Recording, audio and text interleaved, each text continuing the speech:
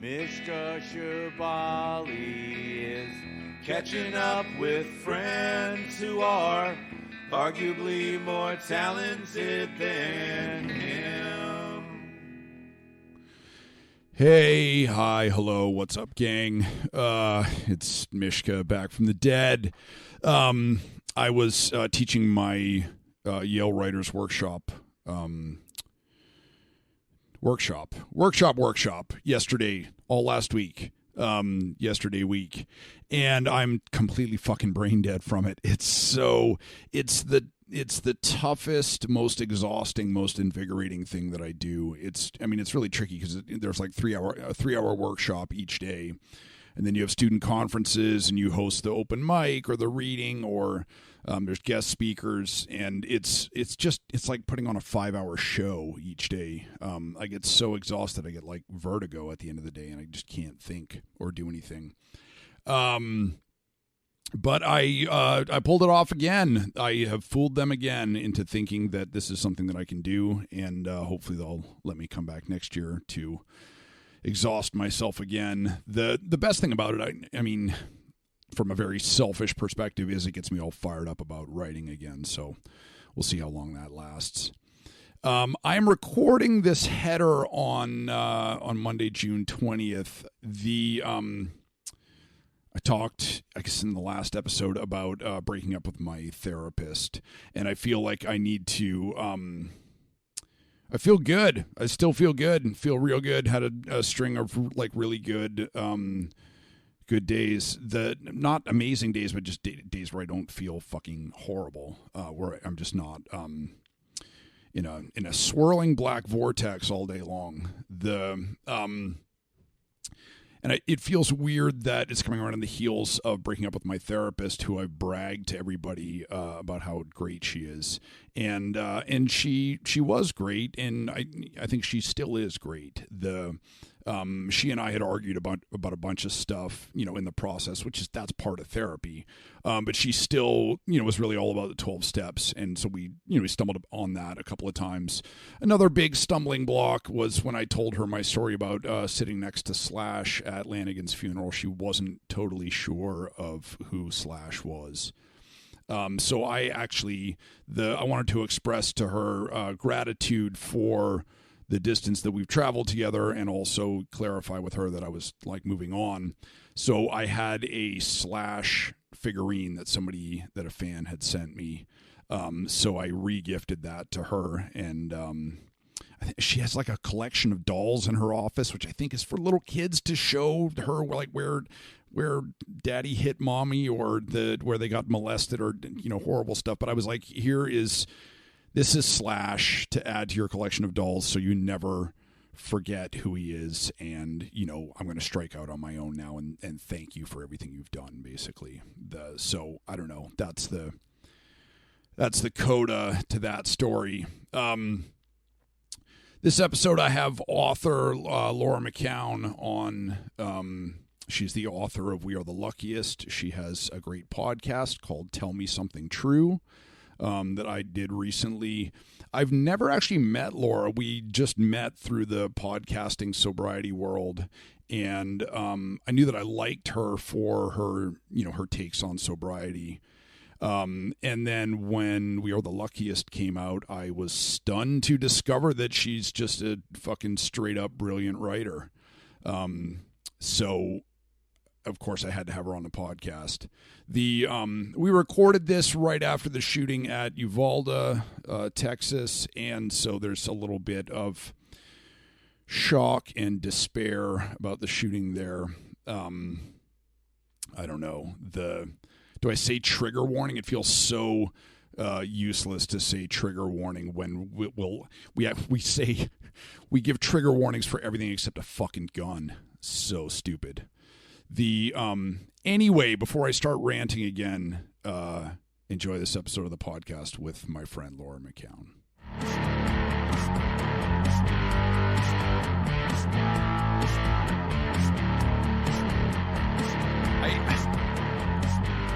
I was just going to say the same thing. Are you? I'm wearing my aquamarine cat tank top with my puppy pajama pants. Are you wearing the puppy pajama pants too?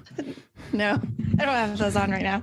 I just went running. I have a, the fuck is this? It's my boyfriend. I don't like the Grateful Dead. It's from Anthony. Oh, it's the primary thing I've had to forgive him for is he is a fish fan, like the guy that goes to see all their shows. That's hard. I almost didn't date him because of it. that's my I feel like that's reality TV in it's reality TV is almost worse. Jam bands are the reality TV of music. Let's start with that. That's how was your run this morning? It was good. I haven't slept. I'm going to quit this so it's not bugging me. I have not slept well in the past 2 nights because our country is fucked. So I felt that, but it felt great. Otherwise, I'm just slow. I am slow as fuck now, and it's okay. So much to respond to there. I just got in from running too, and when you were like, "Oh, I'm running late," I was like, "Okay, good. That means I can take like my sweaty socks off and like feed the dog and all that stuff." I have been a vocal proponent for gun control since 1992 when there was a shooting at my school, and when Sandy Hook happened and nothing happened, I gave up, and I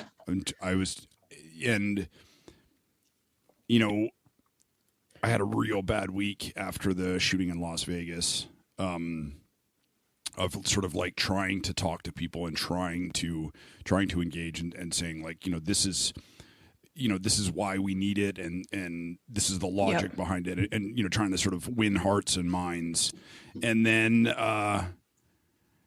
I just fucking gave up. Yeah, it makes sense. I mean, it makes sense to give up. Like, I have a little bit of a different background because I grew up in Colorado, in a very, very Republican household. Guns and all that, listening to Rush Limbaugh on the radio every car ride. So I was very indoctrinated. And then I went to Colorado State, and in 99, when Columbine happened, that was like an atrocity. Like, no one could believe it. Yep. Even though school shootings had been happening before then, that was like that was the most deadly one at the time. And the very first one that like really like rocked people. And that was 3 years ago. So yeah, of course you gave up. Nothing's changed. It's actually gotten way worse. Politics haven't changed. They've gotten worse. So of course you gave up. On the 20-year anniversary of the shooting at my school, that changed my life forever and changed the lives. Were you there? Did I know about this? Have you written? It's in the book, but also like I don't count on people to have read my stuff or to remember it. I sometimes barely do. But also like, this is the thing is that, we talk about school shootings like the first time you smoked weed or something like that. Like, oh, what was your first one? Or what was the time that it really sort of like hit for you? It's just part of our culture and part of our experience now. But yeah, I was 15 when a kid shot up my school with an SKS assault rifle, and I ended up testifying in his murder trial. And oh God, yes, okay, I do remember you writing about this. And then on the 20th anniversary of the shooting, the school invited me to come and speak. And while we were on our way up there, they were like, people were like, something's going on, like turn on the news. And Sandy Hook was unfolding that same day on the 20-year anniversary of. So you had to go into that speech with that? Yeah. Wow. And the same day that Sandy Hook happened, there was an attack on a school in China by a man who, was mentally ill. And all kinds of trauma in that situation, like a bunch of kids sent to the hospital. Some of them like lost fingers and stuff like that. I mean, really horrible stuff. But it was China, so he didn't have a gun, so he attacked with a knife.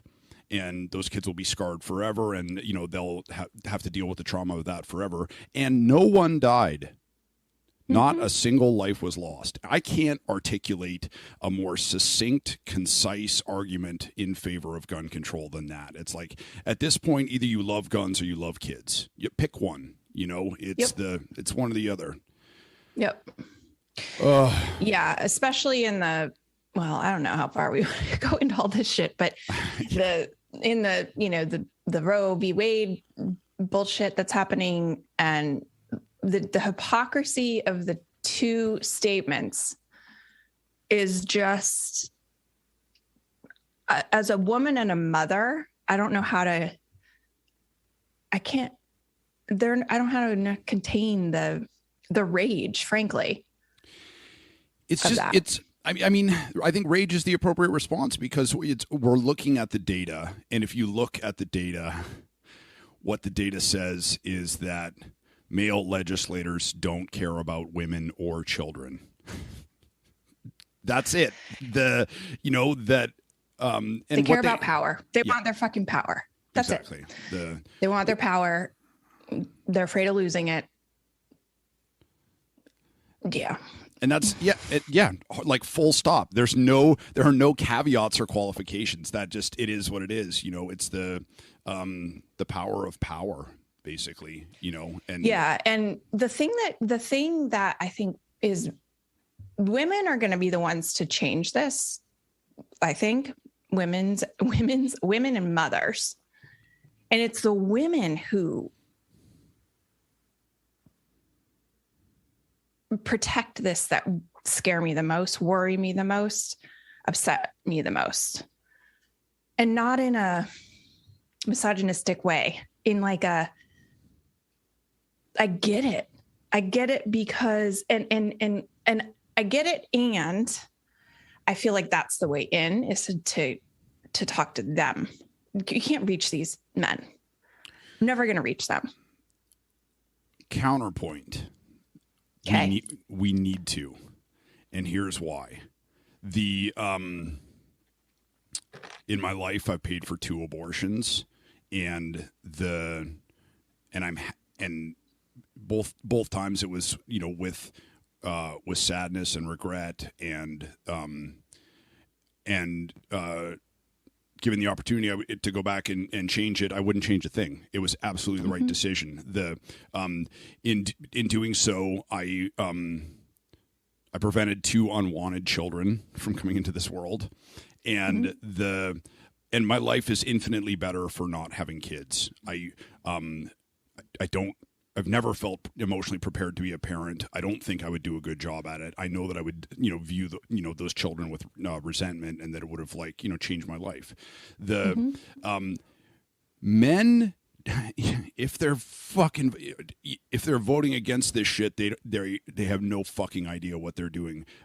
Because when we say abortion is a human right, it's a human issue. Men haven't shown themselves to be particularly responsible, particularly invested in parenting.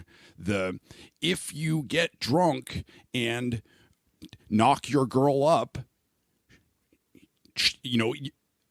you guys should have an option there to be like, whoops, we fucked up. And it should be, you should be able to pick up the fucking morning after pill at McDonald's through the drive-through, man. That's not fucking hurting anybody.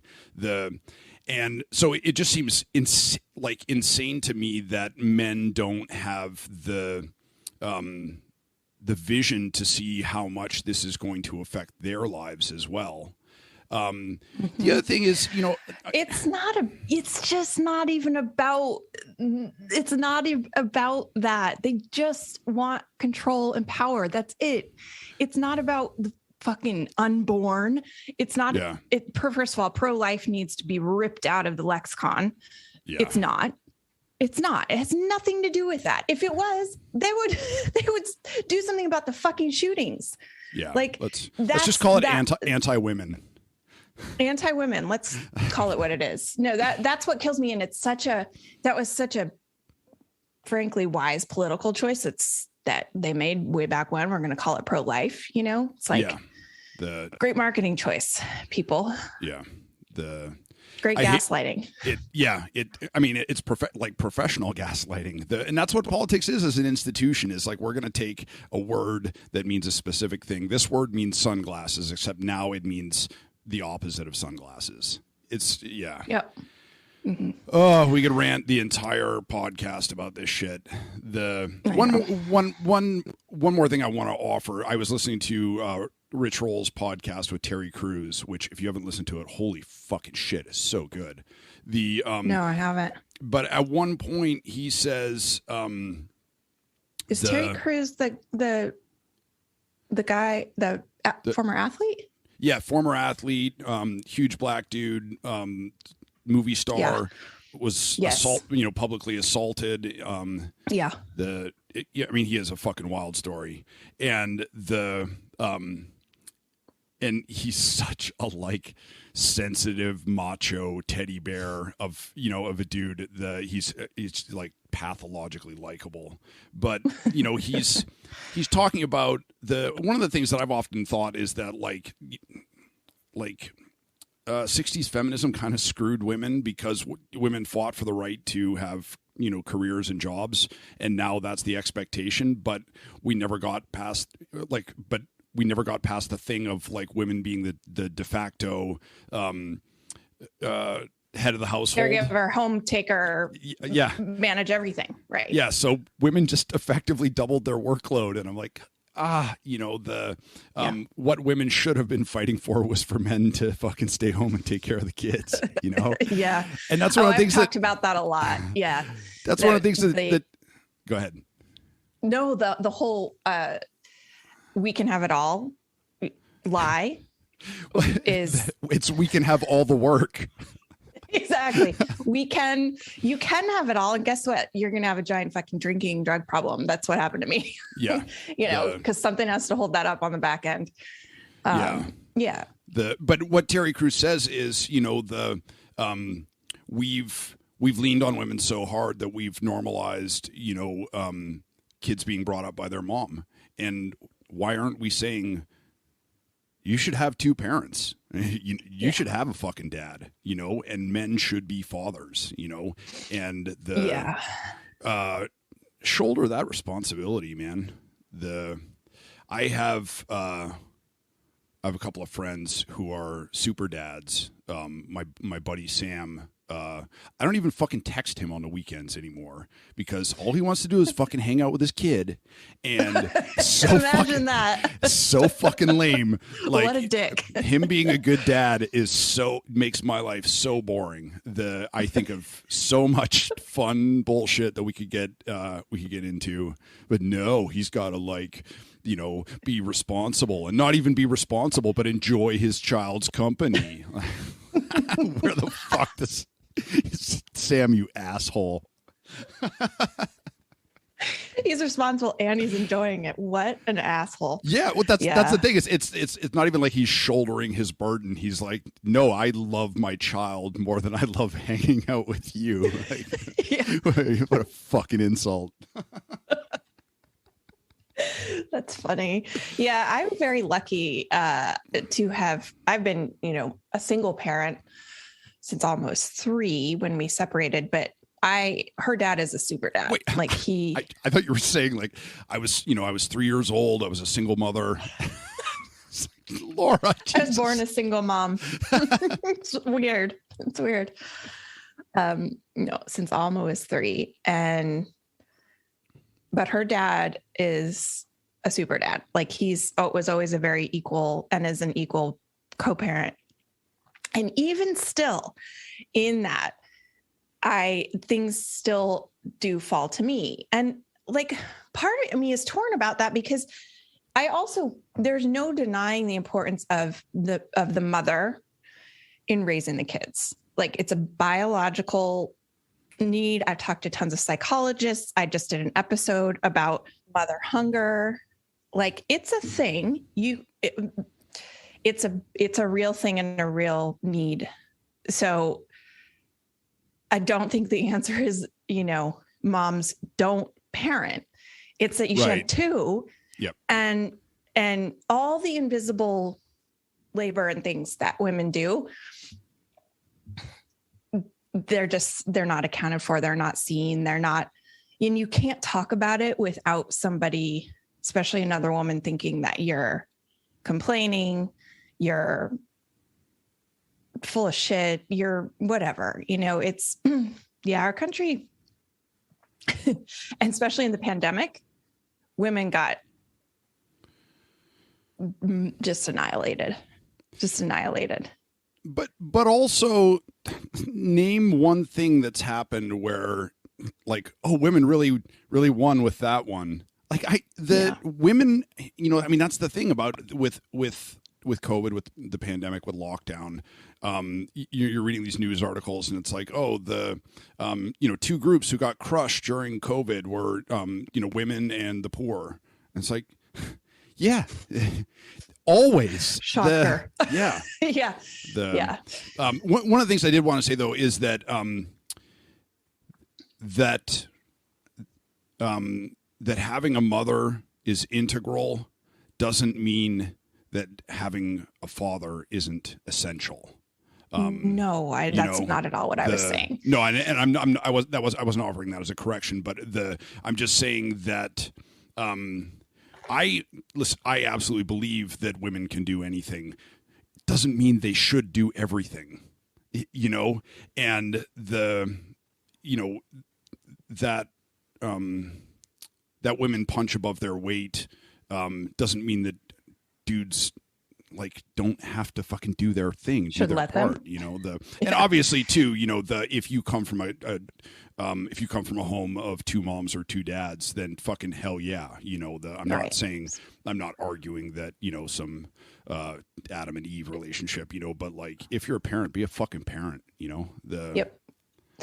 As a girl with a fair amount of daddy issues, that's one thing I'm very grateful for in seeing my daughter's relationship with her dad. It's like, she'll never have to wonder where the ground is because she has him. I think I'm sort of old enough and advanced enough that I can forgive my father for leaving my mother, for ending that relationship. And I'm enough of a, self-hating alcoholic that I can even forgive him for abandoning me, but I will never forgive him for fucking abandoning his daughters. And that is what he did, and it's not, I don't say that with a tremendous amount of pain anymore. It just means I'm not going to answer I'm not going to answer his emails, Anyway, let's talk about you. I know, right? It just starts like, just wake up and rage. Like, yeah, and it's even earlier over there. Yeah, it's good though. It means that I just had to set my alarm early this morning too, so I set it for 5:15, and I woke up before my alarm, and I was like, "Damn, that is early, even for me." Let's do this. Let's ready to go. What time do you usually wake up? I usually wake up. I usually set my alarm for 5:30 on the days where I'm running with my buddy, and then other days I'll get up at 6 or 6:30 because it's, I don't know, maybe like 84 now. Right, you're in so if you want to run, you got to get up and do it. And I have a dog. I'm not going to say fur babies, but I will say I'm a fur parent. How's that? Yes. I'm a fur daddy. Yes. That has needs. That sounds like a Pornhub category. But I have willingly taken on the responsibility of taking care of and ensuring the health and safety of my dog and her happiness. And part of that means making sure that little fucker runs in the morning so that she's not pestering me all day. And running out in the hot heat and panting and sad and yeah. That's a whole factor you have to contend with there that I usually don't is heat, like extreme heat. I waited too late the other day and we went out and she was like, she's young and she wanted to run. So she was like going for it. And then we like got to a shady spot and she just fucking laid down and looked at me. And she's like, no, I gotta take 5 here. And I felt terrible. I was like, I'm pushing her. I want to, so we had, we talked for a second the other day because you posted something that made me not worry about you, but I just wanted to reach out because I felt like you were going through a thing. And we talked a little bit about seasonal depression, about running, about, I don't know, giving up on yourself, about self-compassion and stuff like that. I wanted to, I don't know, use that as a jumping off spot to talk, to get into our conversation today. I don't know. What were you feeling then? How are you feeling now? You're running, so it sounds like you've sort of, the switch has flipped in your head that you've made the decision of like, no, fuck it. I'm going to go out there and suffer briefly, acutely, and then know that I'll feel better for the rest of the day. Yeah. Yeah. There have been so many things that it's hard to pull apart what exactly was going on. And in some ways it matters, but it like doesn't matter because there's not always an answer. I always try to look for this specific answer to, so why do I feel like shit? Well, sometimes I just feel like shit because that's how my brain is. And I'm someone who is prone to depression and extreme anxiety. And so it happens, but I do have some theories. The pandemic, the 2 years of just, I started a company, I published a book, I started writing another book, I have a kid, I have, got a new relation, like all this stuff. And then the background, just hypervigilance of that, I think really finally hit me at the beginning of this year. Like this sort of burnout is such a cliche word, but like this just a dissociation, numbing, deadened feeling. It's a challenge sometimes to describe like all the cluster of things that overpower us, Yeah. And I'm very, very, my coping mechanism, one of them is like superwoman. Like, I've got it. I'm fine. Everything's going to be fine. And I will be the one to like make sure everything's okay and assure you that I'm okay and you're okay and everything's okay and we're going to be okay. And I don't have any feelings. And that's what I did for my childhood. Like that was my coping mechanism. And I don't even know that I'm doing it. It's just like hypervigilance. I'm good. We're all good. I refuse to allow myself to like, there are no breaks. There's also one of my coping mechanisms is I'm categorically wrong. Like if I,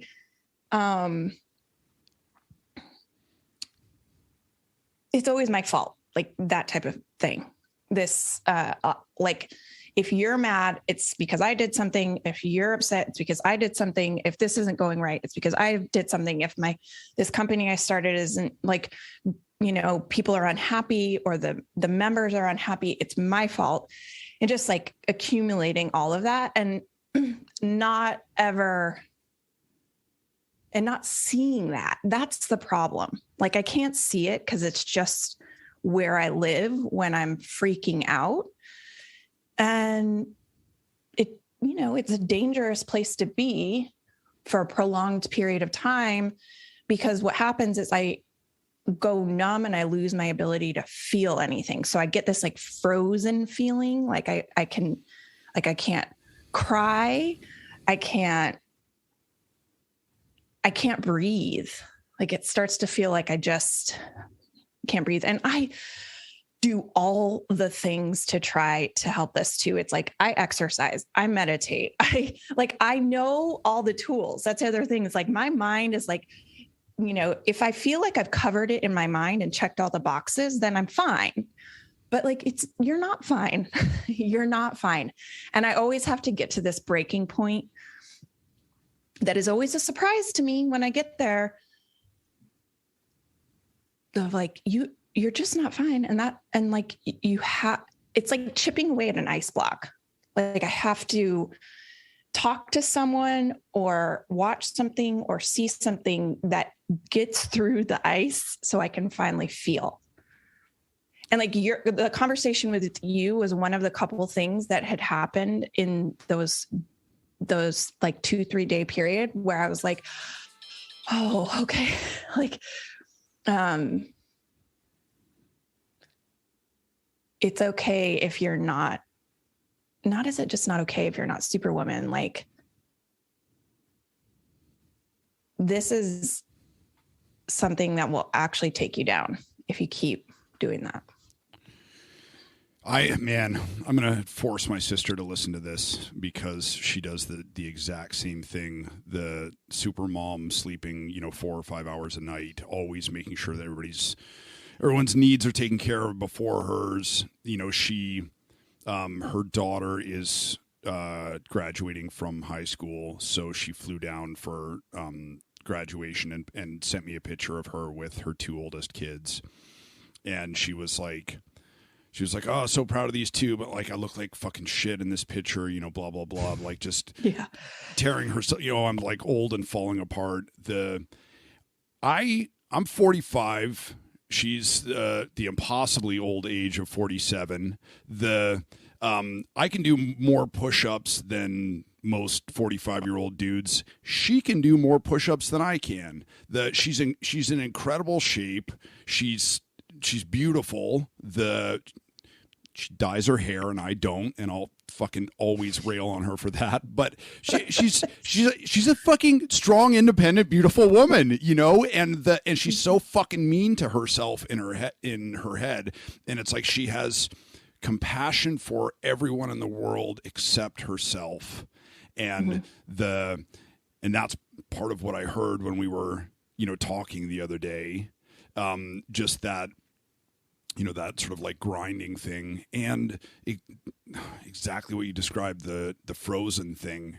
I have a friend who's a gifted chiropractor, and she does this one adjustment that's like behind your shoulder, and she did it on me the other day, and she hasn't done it for 2 years, and when she did it, I was like, it feels like I'm pissing myself, but on my arm, and it was just because my arm was like hot and felt like wet, and I was like, no, it was just all the blood that had been like impinged there, and then she popped it and it all flowed into my arm, and I was like, I've just been walking around like this, right. But I feel like part of what you're getting at is that like it's okay to not be okay. And even that makes me roll my eyes. It's just like, oh, like it's so deep in there, it's so deep in there. And I know all these things. For me, it's the difference between knowing things and like allowing them to feel them. It's a really long, like road filled with all kinds of potholes and barriers and fucking shit between my head and my heart. I choose to live up there because it's where the way I'm wired, but there's more control. That's what it seems like. Right. And, and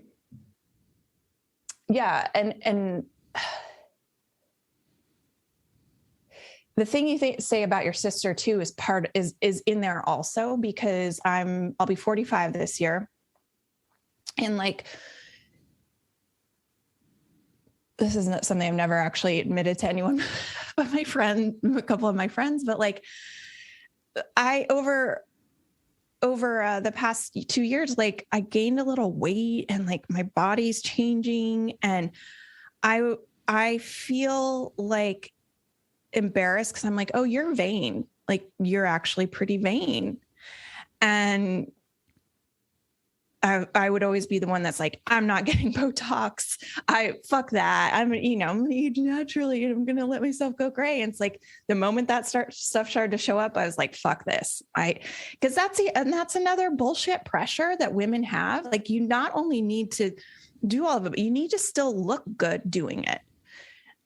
And that I don't think can be under emphasized, like how internal that voice is, like how all consuming it is. I've always had a lot of validation for being a attractive person and being in shape. And I hold a lot of weight in that.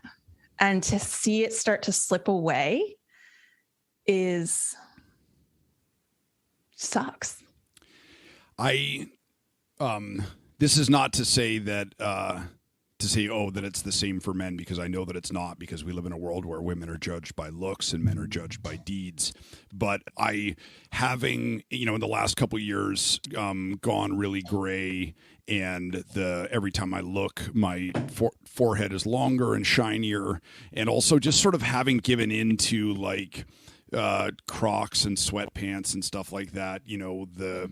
I definitely, the rare times when I go out to where I go out in public, the way that women used to look at me and the way that women look at me now, it's like I never realized that I had big boobs until they were gone. And so, which is not to say like, oh, we all feel the way you feel, but I'm saying that I think I get a smidgen of what women my age get, and oh my God, it's fucking horrible. The other thing is, then you, like, in your brain, because you overthink everything so that you don't have to feel, you're like, oh well, what I'm feeling is the loss of a privilege that I had pretty privilege this whole time, so I'm not allowed to feel sad for myself now that privilege is ending, but instead I should feel angry or resentful at myself for having had it without realizing that I was being treated differently because I was attractive. That's something, and it's like, you don't talk about this publicly as a white, thin-ish, attractive person. Like, this is also the part where I have to tell you, Laura, you're still a babe, which is not to say that your feelings aren't valid, but just that it's not over.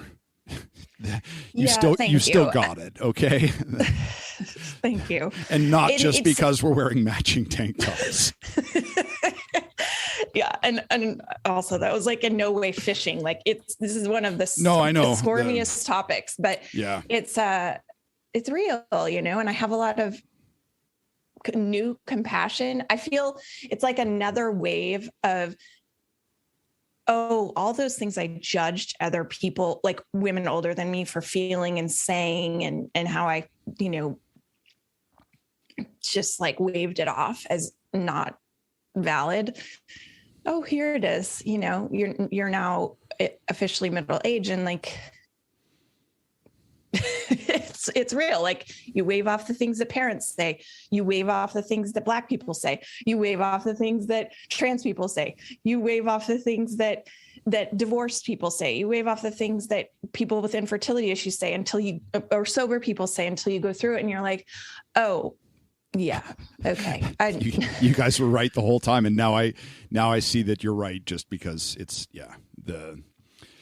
now that it's happening to me, it's real. You're also describing something that it's very Catholic, it's very sober alcoholic, and it's all very overperforming mom to say, I feel bad, and I feel bad about feeling bad. Like, I hate, totally. I hate myself for feeling bad. And that may be part of why you're feeling burnout. I do think that, I'm a huge proponent of the power of having a good cry. And sometimes when there's a horrific school shooting, or even you find a fucking gray hair, or I was going to say, you find your butt's sagging. My butt still looks amazing. That is a hill I will die on. Right? My butt's not suffering. It's bigger, but it's not sagging. A sweet, juicy hill that I will die on. My butt looks amazing. Everything else, the fucking warranty is expired. It's just like only cobwebs holding it together. But you're allowed to see a fucking gray hair or pull a hair out of your ear or pull a fucking gray hair out of your ear and then cry about it, feel bad, feel legit bad, try to feel as bad as possible in that moment, and then fucking blow your nose, clean yourself up, and go on about your day. Just feel the thing. Yeah, that's where, that's my continual struggle, and just like the crux of the conversation with you is just like honesty. Okay, I'm going to be honest. I mean, I'm going to be honest for a minute, and it never doesn't work. It's just getting there. And a lot of it a lot of it is just being admitting to myself what the actual truth is. Like, again, I don't even know what's wrong. I'm just frozen inside and I can't feel anything. And I feel like I'm gonna, like, something bad is going to happen and is happening to me. And it comes out, and like we have tools and things that we know to do that most people don't have. And yet still we get to that place. Yeah. Right. So I don't know what my point is there, but it's like all the knowledge in the world sometimes doesn't matter. This is also why we need fucking friends that are like, hey, this incarnation of my life is so weird because I have found myself being the straight gay best friend to several women in recovery. And it's so fucking funny to be like, girl, you look amazing. You go out there. I love it. Don't get me wrong. I'm grateful for it, but also it just feels like this fucking is a role I didn't hideously ironic. Yeah. And then like all my guy friends are so touchy feely now. I was talking to my friend Keith, who was the former singer of the legendary Buffalo hardcore band Every Time I Die. And I was, ranting about my fucking hurt feelings or whatever. And then he sent back a screenshot of this is so fucking hilarious, a screenshot of like my, page long text message. And he had just highlighted every instance in which I said, I think, and he was like, bro, you're thinking too much. You need to be feeling more. And I was like, oh my God. I'm so grateful that we're both such huge pussies now that like we could just talk about like, bro, you need to be feeling your feelings more, like just, oh my God. That's one that needs to be a conversation that needs to be enshrined somewhere.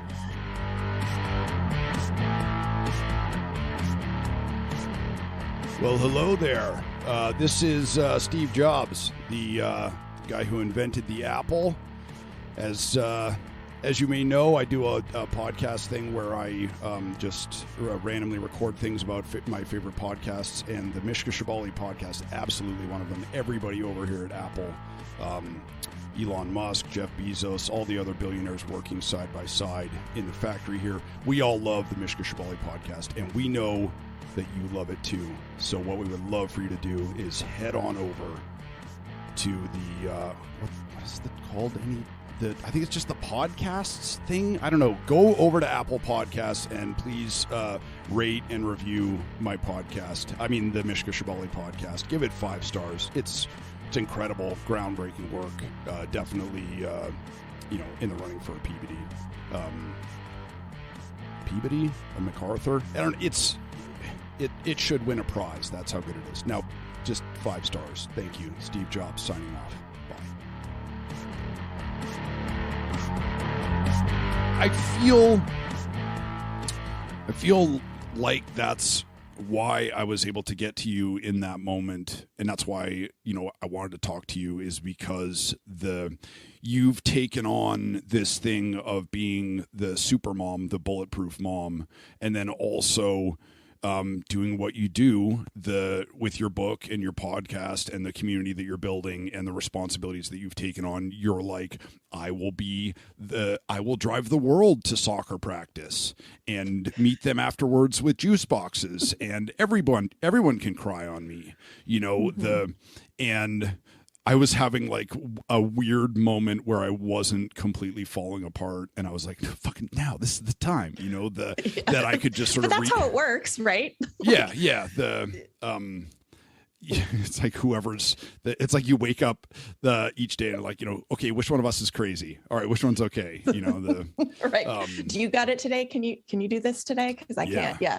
Yeah. Or for the next hour, and then maybe I might need you in the next hour. Yeah, that's totally how it is. And that's the thing, is that I feel like you've been hogging the ball. You've been like you're like, no, I'm driving. No, I'm still driving. No, I'm still driving. It's like, no, fucking let somebody else drive, you maniac. Yeah. No, for sure. But also it's weird too, because you're so fucking smart and you're so experienced, and you're like trafficking in this stuff all day, every day. And I knew that you had all the tools in your head and all the knowledge and all the information, and that I wouldn't be offering you anything new. It was just sort of like a reminder. When your mom's birthday is or whatever, but you still put it in your calendar so that like you get so you get the notification that like it's February now. I'm like, oh fuck, really? What year is it? And so I felt like I just had to throw up a little like yield sign, or I don't know, well, and it's also like to have your, to have something reflected back to you. Like we never don't need that. We never don't need that. And also we don't know how we are, like our self-image and what we're up to is very often lost on us. Like we have to have it reflected. We have to have reality reflected back. I do. Like, no, this is what is actually happening. I know what did you call it the other day? Your crazy brain. And I was like, oh yeah, that's mean brain. Like it's a dick. Yeah. If you live according to that thing, like it's a real dick, and things are always much worse. And it's not just a dick. It's very, very like the perception can be completely screwed, not just a little off the mark, but like a different land that you're living in is not reality. And that's the alcoholism. I have to remember that, like, oh, you've got a mean brain. The tendency is mean. There's this weird sort of like hourglass thing though, where like, whenever I see one of the like old school, like, Pentecostal, the people with the placards of like, all homosexuals are going to hell. I'm always like, man, you really just want to suck a dick, and it's cool. We're cool with it. Everybody, we're all. There's never been a better time to be gay in America than right now. Shit's certainly not perfect, but it's less bad than it's been for a long time. So just like whatever you need to do, it's okay. And you're like that guy in that you have boundless compassion for everyone except yourself. And my sister does the same thing, and I know so many women who do the same thing. They have somebody cuts them off or something, where it's just like, no, that was objectively wrong, and they're like, no, maybe they're driving to bad day. Yeah. Right. Yeah. But I don't know, I think part of it is I was talking about this on the run this morning. My dad was molested by his mother until he was 14. And I think that gave him both this feeling that he was special, and that and that he was bad. You know, that he was a terrible, that he was a terrible kid, you know, that he was dirty, and that, and maybe also a conviction that he was doomed, that, eventually one day would find, you know, somebody would find out that, you know, by the time he was 14, you know, I'm sure he had no idea when she started that it was wrong, but by the time you're 14, you fucking know, you know, that he knew that it was wrong, and that he felt like guilt and shame about it. And I think that's also like a very sort of alcoholic sentiment of special and bad. Yes, the piece of shit at the center of the universe, you know, 100%. That special breed of narcissism where it's the way that we think about ourselves all the time is to be like, you suck. Yeah, but we're thinking about ourselves all the time. Yeah. Also, like the self-obsession is that's the mean brain. Yeah. I can't stop thinking about myself and what a piece of shit I am, but also I can't stop thinking about myself. You nailed it. It's the special and bad. That is one fucking hell of a cocktail, man. That's what we'll call our hip hop duo. Special and bad. Yeah. That's a book. Little title. Special and Young Bad. You know what always breaks that up for me? Where are you in Massachusetts? Where are you? Mm-hmm. Yeah, right north of Boston. What always breaks that up for me is the crocuses. Really? In the spring, in the Northeast, the little like purple and sort of like pale yellow crocuses start to, and that's the first sign that winter is over, or the end is, you know, the end of winter is coming, the spring is coming, summer, rebirth, life, and that, and growing up in Canada and then going to high school in New Hampshire and Massachusetts, that was the thing that always, that was like the tiny little pinprick hole in the like huge balloon of seasonal depression that had swelled up over the winter, and then it would like rapidly deflate, and I was like, oh yeah, I can do a thing, or maybe have a hope. Yeah, it's a good segue into like, okay, what helps this? Because the running feeds a lot of the things, not like the running itself, but also what happens when you run. Like today on my run, I saw two little fat ducks crossing the street. And I was like, the bursting joy that those two little fucking things gave me for, you know, just watching them like waddle, waddle, waddle, and then like get up on the sidewalk and then waddle, waddle, waddle, like all out of, and just the colors on them. And then, we have coyotes here. We have where I live is like this weird wildlife show. We have gophers and squirrels and deer and coyotes and astonishing number of birds. And like, that's the stuff I'm seeing when I go outside, when I run. So there's the running. And then that's like what happens when you run. So to go back though, I lost running in the pandemic, and in the idea that I was getting too old to run and my body hurt too bad to run. But like, I went ham on CrossFit and running when the pandemic first happened, because that was part of my freak out response. Right. And then I just lost my will to move.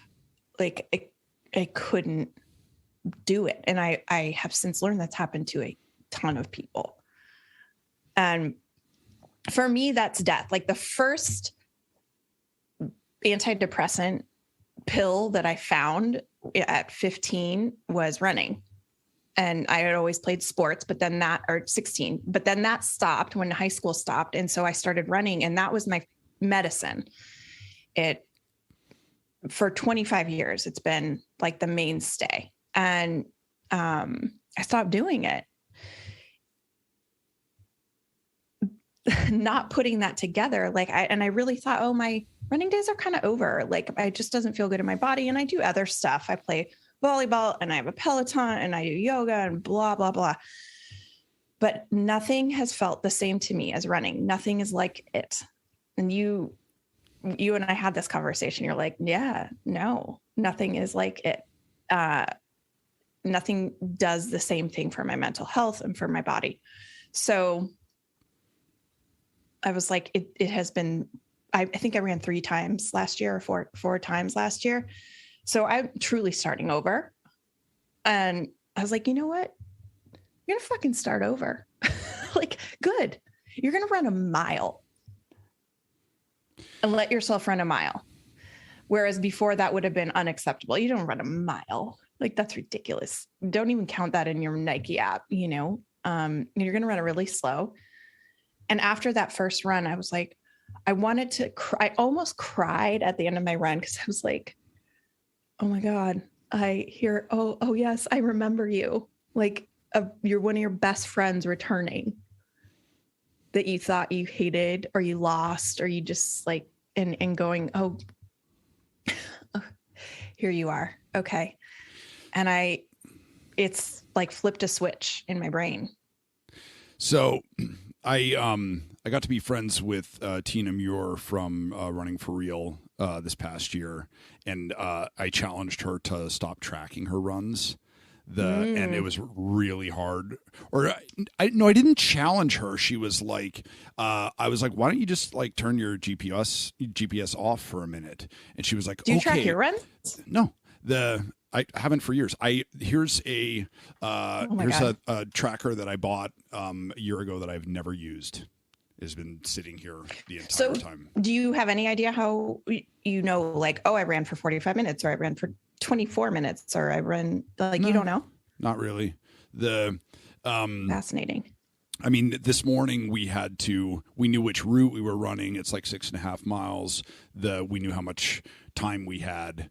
So that's why, I was getting up a little early to like try and make sure that we could get it done. And then, we ran the whole time, except when the dogs were pooping, and and usually we walk more and admire the ducks.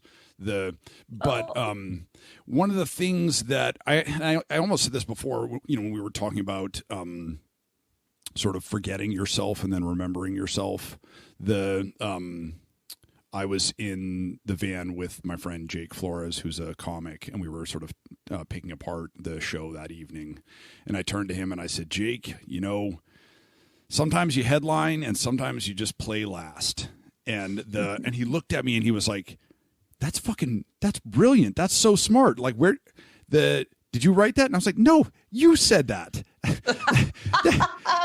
you said that like years ago. And he was like, that's brilliant. And I was like, yeah, you're not supposed to laugh at your own jokes.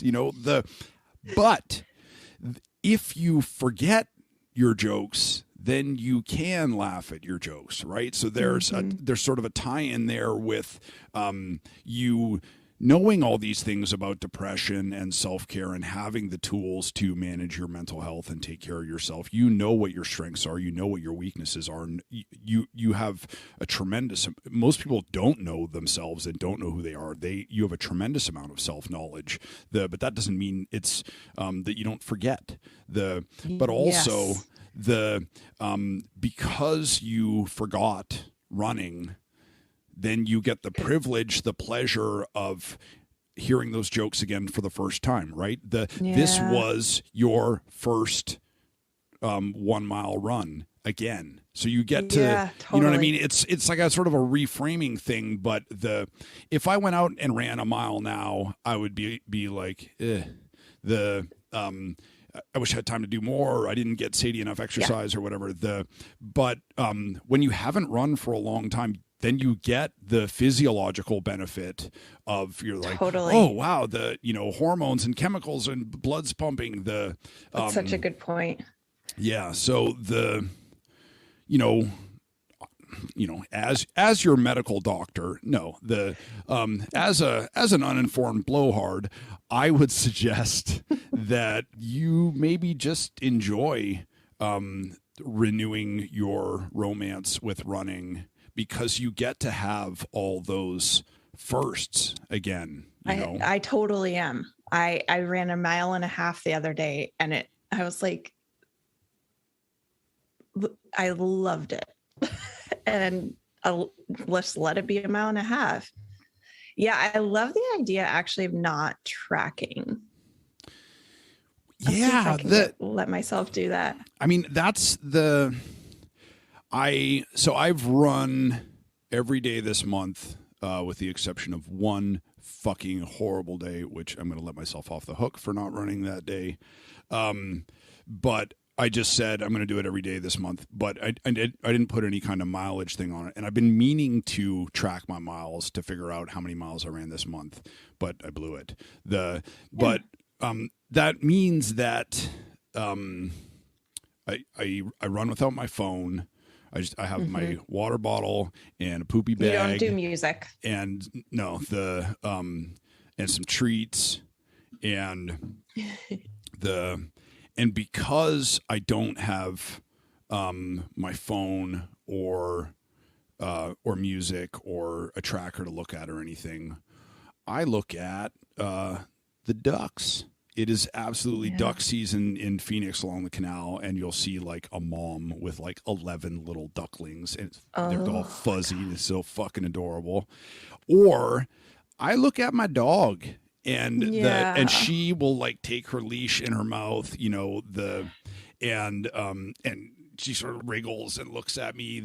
And there are times where like, we go on a run together where it's like a date, where we're just looking at each other and like smiling, and I'm like, I love you. You're a pretty girl. You're the best. I feel like I started to teach her a new trick yesterday, where from like her lay down, then I was getting her to like crawl for a treat, which I feel good about. And also I was having the worst day yesterday, and I was like, well, it makes sense you're teaching your dog to crawl, because this world has taught you to crawl this year. Oh my God. yeah, fucking there it is. Mean brain, where you at? Yeah, you were having a bad day yesterday. Yeah, God damn. Yeah, I feel a little better today. I've never run without music. Oh my God. Let's discuss. It's the best and it's the worst. You've never run without music? Wow. Maybe in high school, because I didn't like, what was I going to strap on my spongy Walkman headphones? Yeah. So as someone who's not a therapist and who has no qualifications to make this diagnosis, I would say that maybe you think and perform and record and track as a means of thinking and staying frozen and not feeling.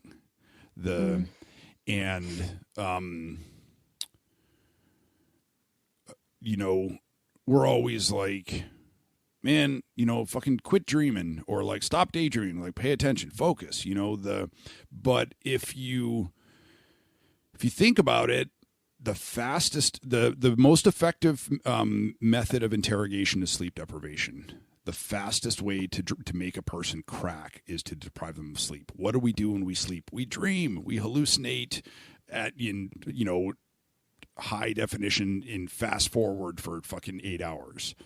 The awesome thing about running, the weird, mundane, everyday miracle about running is it's a job.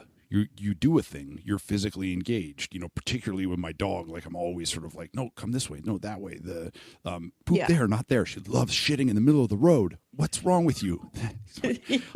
Hide yourself, or at least like on a nice fluffy dirt or something. She wants to do it in the middle of like a fucking 6-lane road. Like, God damn it. But what was I talking about? No, when you're running, you're physically occupied. Your body is occupied. And that's a fantastic opportunity for you to just let your brain go. To not Unfurl. have to not have a podcast filling your brain with with stuff so that your brain doesn't fill with its own stuff, or to have music washing over you so that you can sort of like drown out the internal sounds, but instead just to just think about stuff. Yeah. All right. I'm going to try that tomorrow when I go on a run, and I'll report back. Try it for a couple of runs. No, I will. But I'm just going to commit to tomorrow and see how it goes. It's scary to just be alone. It's the with whole yourself. mind thing, man. I am absolutely guilty of filling my brain from the moment I wake up to the moment I go to sleep. I meditate, but it's like, okay, check it off the list, and yeah. All right. That feels challenging and kind of great. Like, there's so many great things to see. I am fucking blessed with the place I get to run. Like, I can run literally to the edge of the earth and look at the ocean and not see anything else. Wow. Like, it's stupid how beautiful. I'll send you a video I took while running today, because I was like, why do I need to be listening to Olivia Rodrigo right now? I don't. There's also, part of it is, I get it, because I'm in the same way, of like, there's only so many number of hours in the day, and I've stacked every day. I cross 2 things off my job list and add 6 more. It's like one day this thing will just break and crush me. And, so it feels like to be running, to not be multitasking, to not be doing a thing while you're running, it feels like lost time. And also, to be sober requires hypervigilance. To be a mom requires hypervigilance, and to do fucking anything online requires hypervigilance, or we think it does. We trick ourselves into thinking that. And so to the thought of leaving your phone at home is like, it's but I force myself to run without my phone, and to just that sounds beautiful and freeing, and I hate carrying that thing when I run. So it's like, yeah, especially now that I have a dog, I fucking suck at human relationships, but I think I got this dog thing fucking dialed. She fucking loves me, guys. She loves me so much. She was just I was laying on the couch last night, and she went and stood on the other couch and stood at my leg, on my leg, and then she was just like a gargoyle, leaning over me, just staring at me for minutes, and then I was like, God. Sadie, you want to come cuddle? And she just flopped right down on me, put her paws on my shoulders. Waiting for you to ask. It's just licking my whole face. And oh God. Yeah. No, I have that one fucking down cold, man. I could write a book about how to love your dog. Yeah. Except apparently everybody knows how to cat. do that. Yeah. No, oh God. They don't. The thing you posted with your cat the other day, I was like, oh, I need to work on my relationship with my cat. You somehow turned that into a project too. Yeah. No, I love her so much. We have a ridiculous relationship. I'm not doing terrible with my cat. Maybe you can see this is the toothbrush. It's so gross. It's covered in hair because Do you use that to brush her? Yeah, when Elsie will come and bug me every afternoon, to let me know that it's sort of dinner time, and she'll meow and sink her claws into my leg, and then when I go to grab her, she goes to run away, but I just grab her anyway, and flip her on her back like a little baby, and then brush her face with the toothbrush, and she just sits there and just I had Cheryl Strayed retweet a video of me brushing my cat's face, and I was like, this is this is touching the world, man. Yeah. Okay, I'm gonna try that. I did buy Oh God, new things. If I could have a dog and we could manage a dog right now, I would, because I feel like I get dogs. I always had dogs, but I can't. And cats are not a consolation prize at all. They're like They're just a different, they're their own thing. And they're fucking funny. Like they're funny. They're funny, ridiculous animals. It's like having a roommate who's always on acid.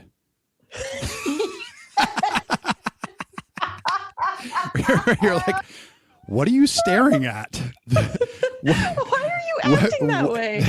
What do you think you're chasing? Like all right, man, I can have a blast. And the psychotic like fetish with slowly nudging things off surfaces. Oh my God, it's wild. You see it? I'm gonna do it. And the satisfaction she gets. Only she does that. My boy cat is more like a dog.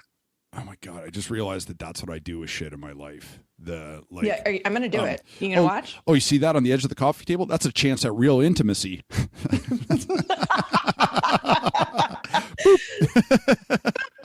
oh, it broke. And then you run away to the other room. Yeah, exactly. That was not me. Are you watching? No, you got to watch while I do this. No, yeah. Let's make eye contact. Well, yeah. So today is my 13-year sober anniversary, and how do you feel about anniversaries? Do you like how do they hit you? Honestly, I had to put a notification in my calendar to because I forget it every year. And for a while, I congratulated myself because I was like, that's the way you should live your sober life, where you're not like, I have 100 days or I have 900 days. You should just be so busy living a fulfilling life that you forget what day it is or what the count is. It shouldn't be like Count of Monte Cristo, like where you're marking a thing and that that's good for prisoners, not for, people who are living. But I've been having a really fucking rough week. So many things, I have a cleaning lady now, Maria Elena, and she's wonderful. Maria Elena. My cleaning lady's name is Maria as well, and she is an angel. Yeah. If you're listening, and I know you're not, I love you. Thank you so much. Maria moved the couch, because why would I have it all the way tucked up in front by the, where it's like crowding the coffee table. So she moved it back a little bit, and then I was laying on it, and then Sadie jumped on the couch, and then the world started falling apart. And what it was the reason I had it tucked right up against the coffee table is because I have a fucking rotten board in the floor. Well, I did have, and now I don't, because the couch went fucking broke that board, and yeah. So now I just have a fucking hole in my floor, and it was one of those days where I was like, okay, the bottom is literally falling out here. This is not a meta. I'm in the middle of the metaphor. I am a metaphor, So did that happen this week? Yeah. Oh my God. And not yesterday, but night before last. And I was just like, fucking A, just can't catch a break. But I don't know, one of the good things about anniversaries is it gives you a good opportunity for reflection. Mm-hmm. And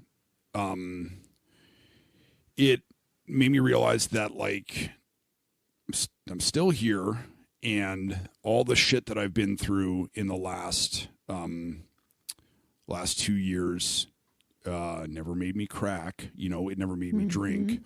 And I think using drugs has facilitated me not drinking, and also I'm totally miserable, and I think using drugs has also facilitated part of that.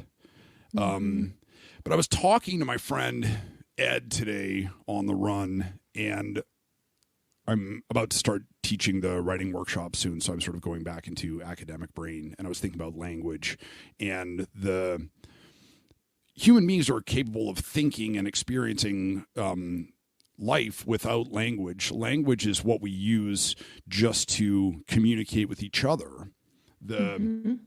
We don't require language to have experiences or thoughts or feelings in our heads.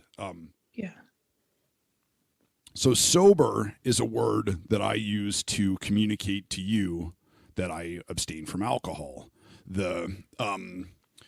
And you know, how many years do you have? I'll have 8 in okay, September. That's funny. I remembered that. Can't remember my mom's birthday, but I remembered you had 8 years. But I was thinking about this of like from our conversation and meeting somebody who was actually prescribed ketamine. I was like, oh my God, you were doing like 1/1000th of what I was doing. That, you know, maybe it's fair. I don't know that I would say I got addicted to ketamine last summer, but I got hooked on it. Yeah. And I wasn't, maybe the first time it was medicinal, you know, and then it was just oblivion. So Can I still call myself sober now? And the answer is, I don't care. Yeah. The meaning hasn't changed in my head. For me, the meaning has always been, I don't drink. I'm never going to drink. I'm going to use some drugs sometimes, and sometimes it will be helpful, and sometimes it will be fun. And and you and I have both done this where we've commodified our sobriety. It's and I think other people have done it more ruthlessly, and fuck them. I hate that it's a business, but I don't think we've gone into sobriety where the S is a fucking dollar sign. I think that we got sober to get sober, and then we told the story because it was eating us up. We're inside. writers. Yeah. Yeah. But the truth is that, you know, then I've seen a lot of sort of financial rewards for being sober, and you have yourself. Yeah, I mean, from writing about sobriety and stuff like that. And because you're conscious and you can now present, you can. I don't see it as you've seen financial rewards from being sober. You have seen financial rewards from being able to write because you have an experience to write about, and it's meaningful, and you were present enough without alcohol to be able to do it. Yeah, I guess now that I think about it, like I've written way more about, you know, of the 7 Kindle singles, one of them is about sobriety. Right. But you wouldn't be writing any of those things if you were drinking. Yeah. So the sobriety is responsible for my success, but it's not the entirety of my success. You know, I don't think. And commodifying sobriety is not what you're doing. You are. Yeah. Well, I guess the reason that I looked at it that way is because a couple of months ago, maybe January, my therapist told me she wanted me to go to rehab, and I was like, for what? And she was like, when's the last time you went 30 days without using drugs? And I was like, I don't know, never. Long time. And she was like, yeah, so she was like, you can't stop using ketamine. And I was like, or no, this was right after Lanigan had died. And I was like, yeah, when Lanigan died, I got some fucking ketamine. Okay. Yeah. That sucked. And also I didn't drink, you know? So I'm not asking for a gold star, but like a little bit of understanding, you know? And,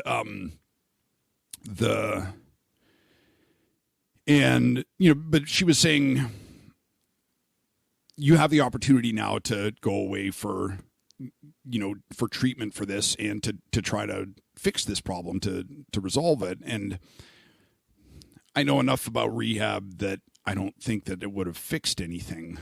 I think that it may have made things worse, but I'm terrified of like going to rehab or something like that, or like word getting out, being exposed or something like that. And what she said scared me enough that I was like, all right, fuck you. I'll go 30 days without using anything to show you that I don't have a fucking drug problem. And I did. And at the end of the 30 days, I was like, oh yeah, no, definitely had a problem with ketamine. Oh, okay. So that was the thing. Thanks. Yeah. Okay. No, you were right. And I was right too, that, she was right that I needed to stop using ketamine. And I was right that I didn't need to go to rehab. But I hated when I say I commodified sobriety, it was a consideration in my head that if I went away, I post shit every day. And if people were like, oh, it's weird, we haven't heard from Mishka for exactly 30 days, and also, I mean, I would be honest about it. I would tell people, then it's like all the work that I've done is looked at in a new way of like, well, he didn't make it, that kind of thing. Or I hear what you're saying. I have the fact that you thought about that you could do that. I think is those types of thoughts bother me too, because we have now become, come to a place in our world where we can use our lives to feed a fucking platform, right? Yeah. But okay, so you had that thought, you didn't. I get it. I get what you mean.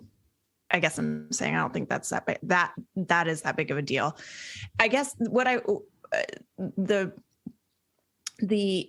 this is a weird tangent maybe, but I was thinking about this on my run.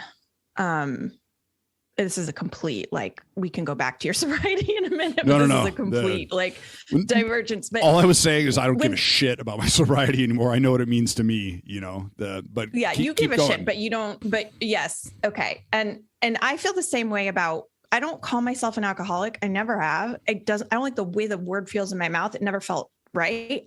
It's like, and sometimes people want to make that more of a thing than it is. But to me, it's like, I just don't care. Like you said about I just don't care. I know I can't drink. I know I don't want to drink anymore. And that's enough. Right. And I don't call myself an alcoholic. So the thing about language, I think, is really cool to just sit on that for a minute. What I wanted to say was I was on my run and thinking about a message that I got on Instagram, which I've heard a lot, and I'm sure you've heard a lot too, about you're so brave for sharing your story. You're so brave. And my reaction to that is always like, what? Because I and not in a like faux humility, who me? Like, I'm not brave. I don't write to be brave. Do people who are doctors go and do surgery to be brave?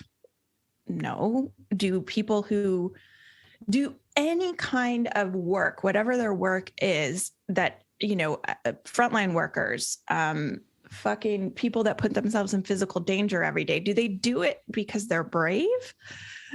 No, they do it because that's what they do.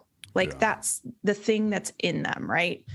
And because I always have that same reaction, and you don't want to tell people, like, when they say you're so courageous, they're usually saying something else. Like they're communicating something about their own story, and that they want to be able to say it openly. Okay. And so you don't want to shoot like the bravery.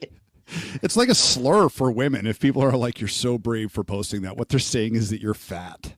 It's like you know what I mean? If a woman posts bikini pics, they're like, yeah, you're so right to say brave to that. What you're saying is you're chubby, or it's not a good thing. It's a shitty thing. It's like, yeah, but I get the instinct. It's just, to me, it was like, why is that? What I thought about my run is like, why does that agitate me when I hear that? It's like, I'm not writing to be brave. I'm writing because that was that's what was in me. It is the thing that I'm most compelled to do. I always had been. My drinking was one way that I denied that, kept that at bay, all of that. I wanted to write always. And I did write always, just privately. And I'm not creative enough, as far as I know, to write fiction. I wanted to write about my own life, and you can't really write about your life unless you're willing to tell the fucking truth about it. And I was living a lie. So I had a story to tell, and writing is not me being brave. Writing is the thing I do, the thing I know how to do, just like it's the thing anyone does. It's you doing your damn job. It's me doing my job. And so I don't know what that's like, apropos of nothing, but it was just this thought that I had. And I know you probably get that. And you teach people about writing. Like, people don't just, well, I would love to ask you this. Like, do you see people that come in and they think they want to be a writer for the wrong reasons? I mean, that's how I started writing. Because you thought it was going to get you laid and like popular and drunk. And I would have a reason to behave terribly, you were going to be Hemingway. I was going to be Bukowski, man. Oh yeah, of course.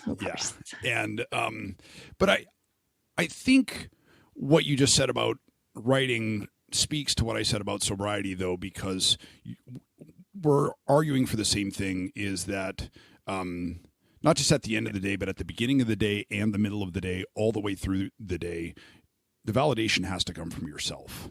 I'm sober for me, not for anybody else. I do it selfishly for my own interests, so my life will not be on fire. You write because you write like a dog licks its butt or a fish swims. It's what they do, right? You're a writer. And that was one of the things that I noticed immediately when I read your book. Is I was like, she's not a mom or a former drunk. She's a writer, and she has been this whole time. And you were just hiding it from us. It is what you do, and it is who you are. It's essential. It's at your core. And I think that's I think that's why we have a hard time accepting praise for being sober or for writing, is because at the end of the day, it's I want to say you're not responsible for it. Like, that's what I want. It almost feels like yeah. I want to say that it's selfish, but it's not. But selfish has a negative connotation. But it's something that we do for ourselves because it's something that we have to do. Yes. It's like I mean, I do praise my dog every time she pees, but she would pee with or without praise. It's going to happen anyway. Good girl. Yes, right. There's just this interesting. It's just interesting. Which is not to say we don't want to be praised for being sober and writing and peeing. So if you're listening, please being praised for peeing. Please tell us how brave we are. Just not keep that coming. Just not if I post a picture of me with my shirt off. I would much rather be praised. Oh, you're so brave. Fuck off. Oh, tell me I'm fucking hot. Hot or nothing. Like, I would much rather be praised for the writing than for the bravery of telling my story. Yeah. My reaction is always I'm just trying to save my life. That's why I was writing all about that. That I like. Yeah. It's an interesting thing. Comics, do a lot of things. A lot of comics do the same thing, the same tags, the same callbacks. And one of the things that a lot of comics say after a joke tanks is, some of these are for you and some of these are for me. And I think that's really true about you and I with our writing, is that, maybe we'll see a story that bears repeating or bears writing or click to expand because people would benefit from it. But there's a lot of writing that we do where we're like, that writing sucks. I don't like that writing. Oh yeah. No, why do you think I haven't written anything in a long time? I'm over it. I don't like that writing. That's the book that I just had to write, and I'm grateful that I get to do it. There's parts of it I liked, but the teaching, like, let me teach you something type of writing. Yeah. No. It's the worst. Laura, I have to go. I have a meeting with my fucking psychiatrist in 2 minutes, and it's the worst. I feel like we could talk all day about this shit, and I feel like we didn't talk about any of the stuff that we threatened to talk about. It's fine. We can do it anytime we want. Let's do this again soon. I love you so much. I'm so grateful for everything, for your friendship, for your writing. You're so brave. You're so brave for posting your man boob picture. You really are. I wish I'd appreciated what I had before this happened to me. Always. Right. Awesome. I'll talk to you soon. Okay. Take care. Love you. Bye. Bye. Mishka Shubaly is catching up with friends who are arguably more talented than him. Well, hi. As many of you know, I've been very reluctant to start a podcast. It feels a little bit like the MLM art form, sort of like it's the emotional equivalent. Me urging you to listen to my podcast is the emotional equivalent of trying to sell you Amway. But since I have you here, let me try and sell you something else. Obviously, the podcast doesn't make any money, and hopefully never will. But it gives me an opportunity to shill for the other things that I do, that I have been doing, that I continue to do. I have T-shirts, records, CDs. Does anybody listen to CDs anymore? I don't. Do you need a car, a guitar? I'll sell you anything. But I also want to sell you my book. I just self-published a collection. It's sort of the 10-year collection of all my best-selling Kindle singles that I published with Amazon. And I will, one by one, I'm going to read you the blurbs off the back of the book. Today, of course, we're going to feature a blurb by my friend Josh Mallerman, New York Times best-selling author of Bird Box and Pearl. Mishka Shubaly loves existence as much as he loathes it. For this, we get the grunge and the glory, the funny and the fear. There's a sense here that Shubaly took the stairs to life's basement, touched the concrete floor to be sure he knew where it was, before beginning the magnificent climb up, often laughing at his own propensities. Full of grit, guts, spirit, and truth. Is there a better storyteller than the one who has lived as many lives as this? You will relish the spectrum, the gamut, the life Mishka Shubaly has lived.